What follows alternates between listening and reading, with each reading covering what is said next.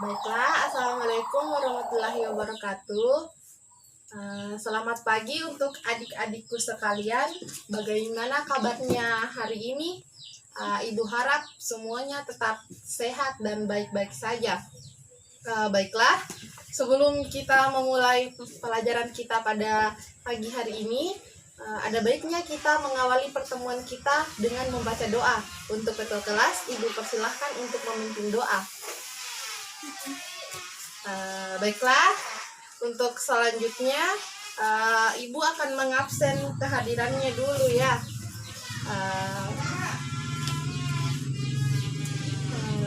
Desi Lutfiani Hadir. Masita Hadir. Mawarni Hadir. Oke.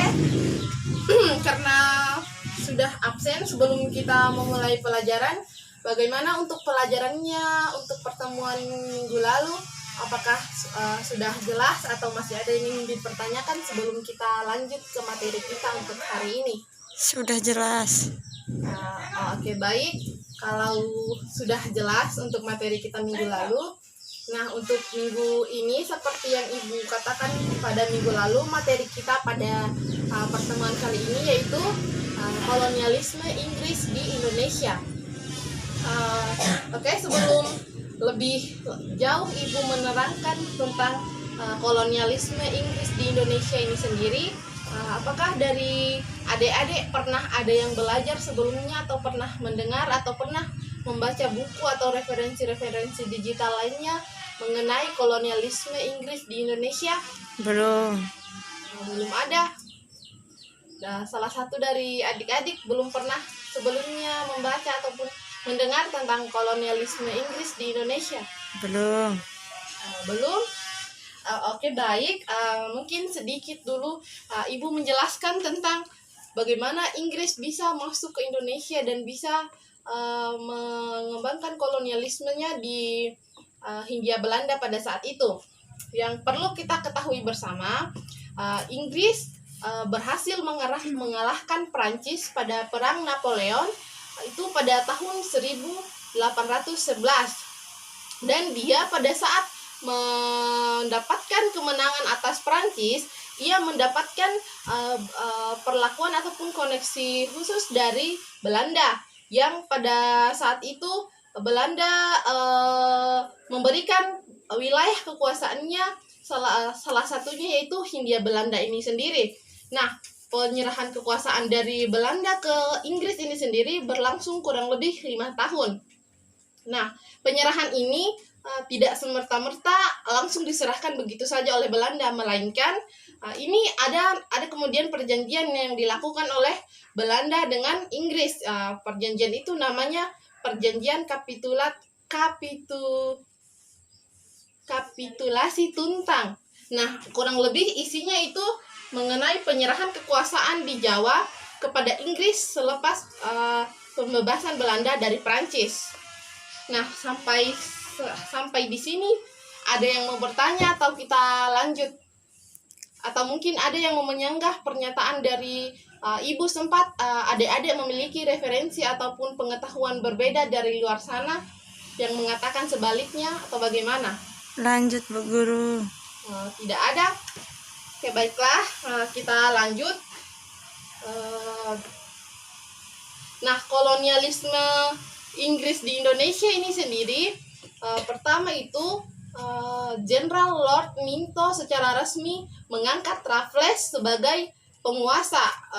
Di sini pada saat pengangkatan Raffles sebagai penguasa di Jawa ataupun di Hindia Belanda, Raffles kemudian memiliki beberapa kebijakan yang di sini ada perubahan besar atau perombakan besar terhadap kebijakan-kebijakan baik di bidang pemerintahan, kebudayaan sosial, politik maupun ekonomi. Nah, kebijakan-kebijakan yang dilakukan oleh Raffles ini banyak menuai pro serta pun kontra, karena pertamanya itu kebijakan Belanda di Indonesia sudah seperti yang kita ketahui bersama, Belanda di Nusantara ataupun di Hindia Belanda pada saat itu sudah lama menginjakan kaki ataupun menjajah Indonesia pada saat itu. Nah, pada saat penguasaan Inggris ataupun kolonialisme Inggris ini sendiri, Raffles melakukan beberapa perombakan kebijakan. Nah, saya akan menjelaskan di sini ya. Untuk yang pertama itu, pada saat masa pemerintahan Raffles, Raffles memiliki beberapa kebijakan di bidang politik, ekonomi, sosial, pemerintahan, dan budaya. Nah, yang pertama itu saya tidak terlalu menjelaskan secara terperinci di mana bidang pemerintahan, politik, dan lain sebagainya, karena nanti ibu akan memberikan tugas kelompok pada adik-adik untuk kemudian nanti adik-adik diskusikan untuk pertemuan minggu selanjutnya. Oke, baik. Yang pertama yaitu Raffles membagi Jawa menjadi 16 keresidenan. Nah, di sini kebijakan pertama yang diambil oleh salah satu kebijakan yang diambil oleh Raffles, dia membagi Jawa ke dalam 16 keresidenan. Nah, yang perlu Ibu beritahukan ataupun informasikan kepada adik-adik, Raffles di sini taktiknya dia bagus. Dia melakukan hubungan yang baik terhadap raja-raja di Jawa pada saat itu. Dia melakukan semacam pendekatan-pendekatan kepada raja-raja pada saat itu dan menjalin hubungan baik untuk kemudian bagaimana kebijakan yang ia keluarkan nantinya bisa mulus ataupun tidak mengalami hambatan. Itu adalah salah satu apa yang dilakukan oleh Raffles dalam penerapan kebijakannya ini. Yang kedua yaitu Raffles penerapan sistem sewa tanah atau land rent. Dulu pada saat masa kolonialisme Belanda di Indonesia, tanah-tanah itu dikuasai oleh kerajaan-kerajaan pada saat itu. Nah, pada saat Belanda dulu sebelum Inggris masuk, sistem feodalisme di Indonesia itu masih sangat kuat.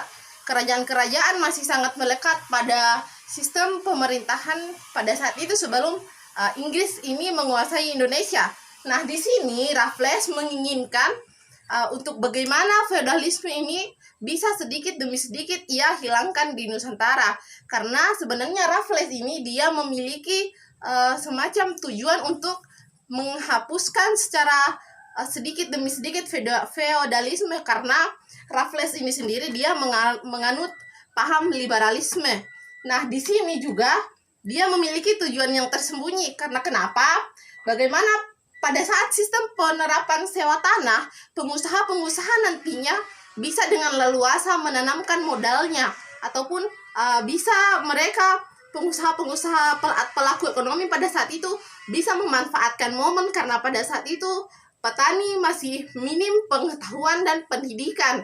Jadi mereka memanfaatkan itu untuk bagaimana gencatan ekonominya bisa semakin meningkat. Selanjutnya, langkah ataupun kebijakan yang dilakukan oleh Raffles, dia menghapuskan kerja paksa atau rodi dan menggantinya dengan kerja upah. Nah, di sini sebenarnya kebijakan ini yang paling menurut ibu pribadi ini yang bagus sebenarnya. Karena kenapa?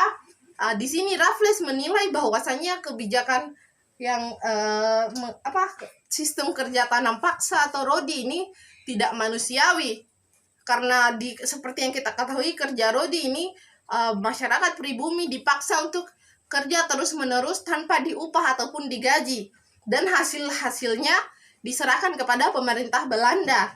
Nah, beda dengan pada saat kolonialisme ataupun pada saat Inggris menguasai wilayah Jawa, Raffles menggantinya dengan sistem kerja upah, yakni petani-petani dan pegawai-pegawai digaji ataupun diberikan imbalan atas pekerjaan yang telah dilakukan.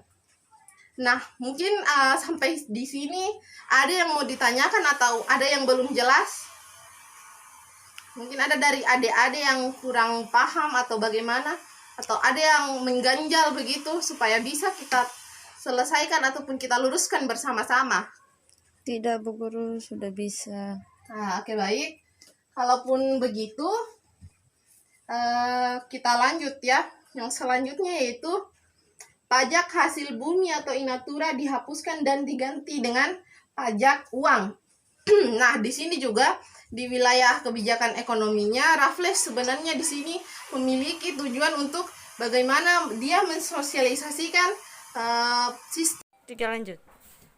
Oke, jadi di sini dari pajak hasil bumi atau inatura ini dihapuskan dan diganti dengan pajak uang. Nah, pada saat itu masyarakat masih belum mengenal bagaimana sistem pertukaran ataupun jual beli menggunakan uang. Masyarakat di sini kalau bahasa sekarangnya itu kayak semacam barter. Begitu kalau dulu pada saat itu masyarakat ataupun para petani memberikan pajak berupa hasil-hasil bumi seperti padi, rempah-rempah dan lain sebagainya kepada pemerintah Belanda. Nah, pada saat pendudukan Inggris di Hindia Belanda, Raffles menerapkan sistem pajak uang. Nah, di sini pajak dibayarkan berupa dalam bentuk alat tukar uang, bukan lagi dalam bentuk hasil bumi. Nah, kebijakan yang ini juga Raffles sebenarnya bertujuan mengenalkan bagaimana sistem pertukaran menggunakan uang, karena balik lagi Raffles di sini memiliki tujuan untuk menghapus feodalisme yang ada di Hindia Belanda pada saat itu. Nah, di sini juga dari beberapa kebijakan yang telah ditempuh ataupun yang telah diterapkan oleh Raffles.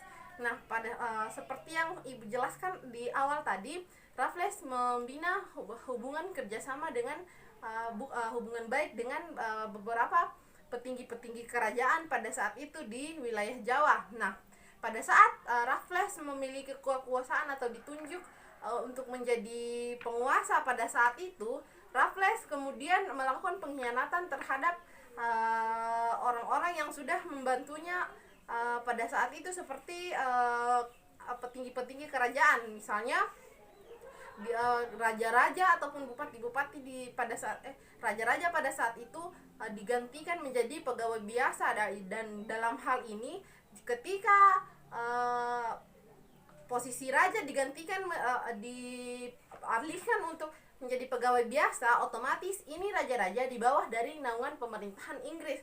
Nah, otomatis raja sudah tidak memiliki otoriter untuk memerintah seenaknya, begitu, sudah tidak memiliki wewenang seluas dulu, karena dia sudah berada di bawah pimpinan pemerintahan Raffles. Nah, di situ juga membuktikan bahwasannya Raffles mengkhianati kawan-kawannya ataupun orang-orang yang telah membantunya untuk naik. Di sini juga salah satu kebijakan politik yang diambil oleh Raffles, salah satunya itu yang tidak saya masukkan di sini. Nah, untuk lebih jelasnya nanti Ibu akan memberikan tugas kepada adik-adik untuk kita kemudian bahas untuk minggu depan, supaya ini materinya lebih jelas lagi, supaya tidak ada lagi pertanyaan-pertanyaan yang muncul di benaknya adik-adik, supaya semuanya jelas dan terarah. Nah, itu adalah beberapa kebijakan yang diambil oleh Raffles pada saat ia memerintah pada saat ia menjadi penguasa di wilayah Jawa. Nah, fakta menariknya dari seorang Raffles adalah ia meninggalkan beberapa semacam kalau dikatakan itu kayak semacam peninggalannya. Raffles itu salah satu yang paling terkenal sebenarnya, kalau adik-adik tahu. Nah, Raffles adalah orang yang mengenalkan bunga bangkai atau Rafflesia arnoldi. Nah, oleh karena dia yang mengenalkan kepada orang-orang tentang bunga bangkai itu, jadi nama bunga bangkai diabadikan dengan nama Raffles, yaitu Rafflesia arnoldi, sebagai penghargaan kepada Raffles karena telah mengenalkan bunga bangkai ke Indonesia. Nah, dari masa kejayaannya Raffles ataupun pemerintahan Raffles dia mengalami keakaruntuhan ataupun berakhirnya kolonialisme Inggris di Indonesia ini. Sebenarnya ada beberapa hal yang melatar belakangi, namun dikatakan berakhirnya itu ditandai dengan diberlakukannya kebijakan konveksi London. Nah, konveksi London ini ada dua isi dari konveksi London ini sendiri. Nah, isi dari konveksi London ini sendiri itu yang pertama, Belanda menerima kembali jajahan yang diserahkan kepada Inggris dalam perjanjian kapitulasi Tuntang. Nah, di sini bunyi isi konveksi London ini sendiri, Belanda kembali menerima tanah jajahannya dari Inggris yang sebelumnya diberikan kepada Inggris melalui perjanjian kapitulasi Tuntang. Nah, yang kedua, Inggris memperoleh Tanjung Harapan dan Sri Lanka dari Inggris konsekuensi dari perjanjian tersebut. Maka Inggris meninggalkan Pulau Jawa. Nah, Raffles di sini kemudian menduduki pos di Bengkulu pada tahun 1819 dan Inggris berhasil memperoleh Singapura dari Sultan Johor. Nah, itu kemudian dua isi dari konveksi London yang menandakan bahwasannya berakhirnya kolonialisme Inggris di Indonesia. Nah, itu tadi bagaimana masa kependudukan ataupun kolonialisme Inggris di Indonesia. Nah, tadi Ibu sudah sedikit menjelaskan tentang kebijakan dan juga berakhirnya masa kolonialisme Inggris di Indonesia. Dari penjelasan yang Ibu jelaskan dari tadi, apakah adik-adik masih ada yang kurang jelas atau ada yang ingin dipertanyakan atau ada yang mempunyai sumber yang berbeda dari yang Ibu jelaskan? Bisa adik-adik mengangkat tangan ataupun menyanggah. Apakah ada dari adik-adikku yang ingin bertanya ataupun menambahkan? Tidak ada, Bu Guru. Oke, baiklah. Kalau tidak ada, Ibu akan memberikan tugas kepada adik-adik ya. Nah, ini adalah tugas kelompok dan minggu depan dikumpul untuk minggu depan. Ibu akan membagi dalam 4 kelompok. Kelompok yang pertama itu dia membahas awal mula datangnya bangsa Inggris di Indonesia. Kelompok kedua membahas tentang kebijakan dalam bidang pemerintahan. Kelompok yang ketiga itu membahas tentang kebijakan dalam bidang sosial ekonomi dan bidang ilmu pengetahuan.